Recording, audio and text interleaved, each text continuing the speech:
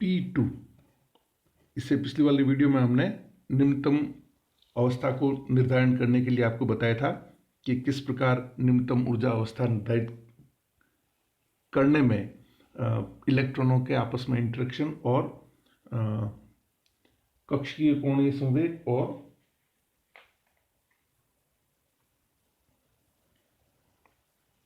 चक्रण कोणीय संवेग दोनों का इंपॉर्टेंट रोल होता है। तो P2 विन्यास के लिए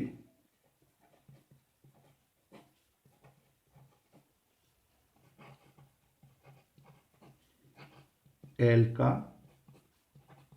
परिणामी मान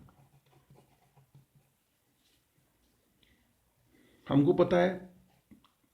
P उपकोष के लिए L इजिकल टू 1 होता है, और जब P2 है तो हम दो तरह से L मान सकते हैं, L1 इजिकल टू 1 और L2 इजिकल टू भी 1। For P L is equal to 1, L1 is equal to 1 और L2, दो इलेक्ट्रॉन है ना, P2 है, तो ये हो गया L। तो इसके लिए परिणाम कैसे हम निकालते हैं? ये मान लो मैंने दो लाइनों के बीच में एक L1 मान लिया, L1 इजिकल टू 1, और ठीक इसके ऊपर L1 is equal to L2 is equal to 1। तो टोटल L कितना हो गया? कैपिटल L इजिकल टू हो गया 2। इसका एक तरीका है, क्या है तरीका? L इजिकल टू, जो L के परिणामी मान होंगे, परिणामी मान L के क्या हो जाएंगे? L1 प्लस L2 से लेकर L1 प्लस L2 माइनस 1, और अंत में लास्ट मान होगा L1 minus L2। Total L ये हो जाएंगे। तो पहला L हो गया L1 L2, तो L1 प्लस L2 टोटल कितना हो गया? L2। जब L इजिकल टू 2 होता है तो फिर वो P नहीं रहता, फिर क्या होता है? D होता है, पिछले वीडियो में बताया था। तो ये क्या लाएगा? D क्या हो जाएगा? परिणामी मान D, और ये कहलाएगी D अवस्था। परिणामी मान L इजिकल टू 2, इसलिए ये अब P नहीं रही, ये क्या हो जाएगी? D अवस्था। ये पहली कंडीशन फुलफिल हो गई। दूसरी,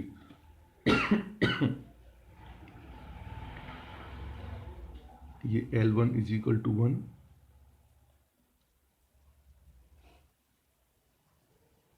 ये L2 इजिकल टू 1, ठीक है। तो परिणामी क्या हो जाएगी? ये आपके परिणामी हो जाएगी, और ये कैपिटल L इजिकल टू हो जाएगा 1। 2 माइनस 1, L1 प्लस L2 2 हो गया, माइनस 1, तो क्या हो जाएगा? L is equal to 1। ये कहलाएगी, इसलिए ये क्या हो जाएगी? P अवस्था, कैपिटल P, ठीक है। फिर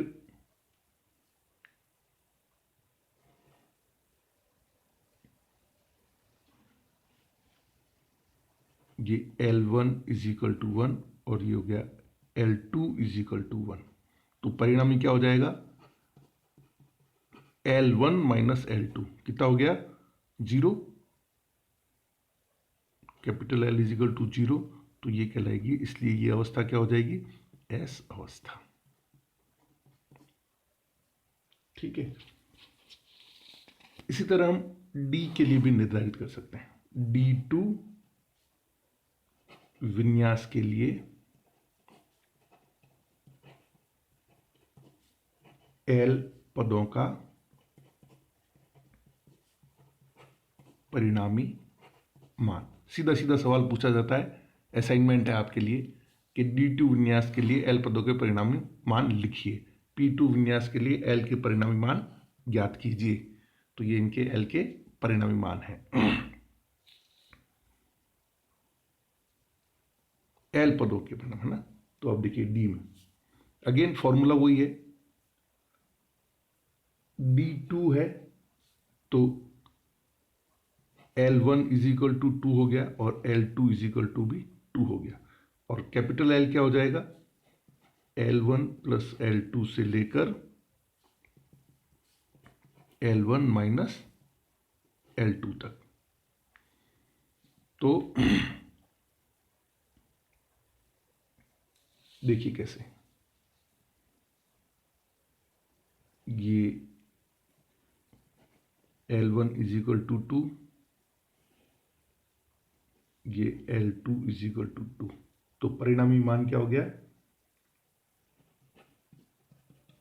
परिणामी L हो गया 4, और जब 4 होता है कैपिटल L तो इसको हम बोलते हैं, ये हो गया आपकी G अवस्था।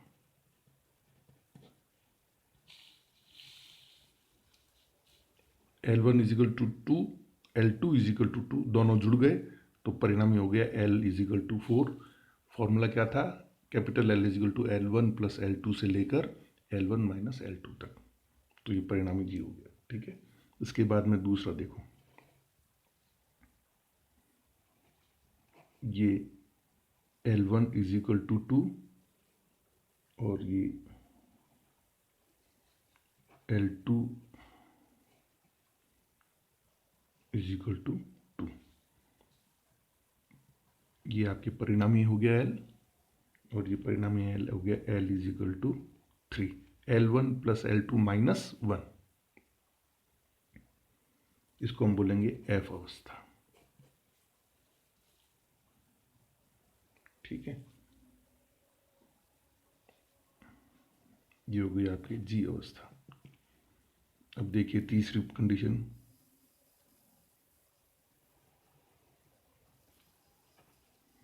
ये L1 इज इक्वल टू 2, ये L2 इज इक्वल टू 2।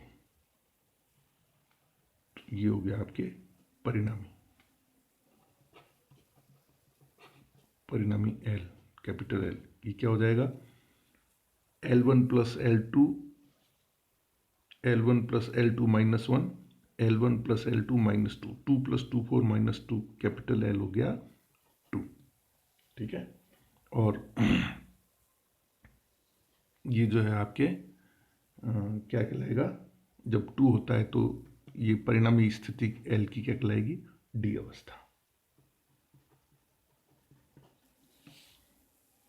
इसके बाद में ये आपके L1 इज इक्वल टू 2, ये आपके L2 is equal to V2, और ये आपके परिणामी अवस्था। तो ये हो गया आपके 4 माइनस 3, यानी कि L is equal to 1।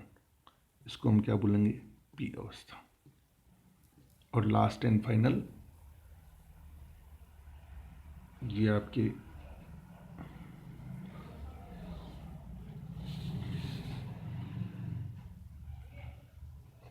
L1 is equal to 2, L2 is equal to 2। परिणामी क्या हो जाएगा?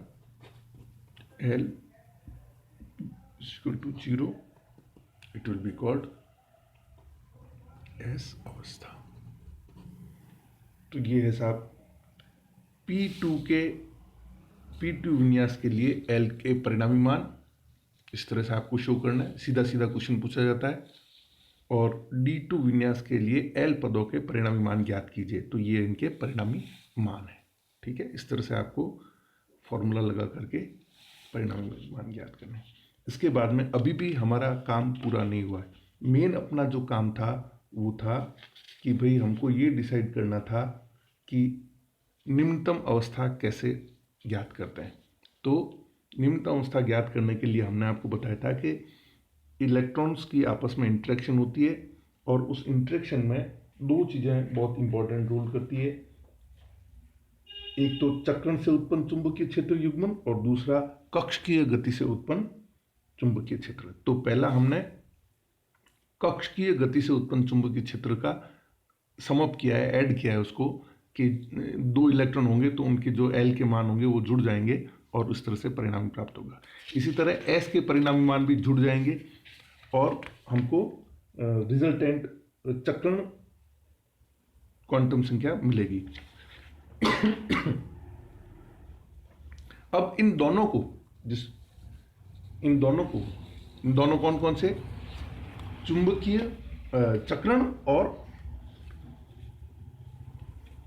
कक्षकीय, इन दोनों युग्मन को हम आपस में मिलाएंगे, तब हम जाके कहीं ग्राउंड स्टेट का निर्धारण कर पाएंगे। तो वो कैसे, देखो सबसे इंपॉर्टेंट चीज़ है, ये हम नेक्स्ट वीडियो में देखते हैं।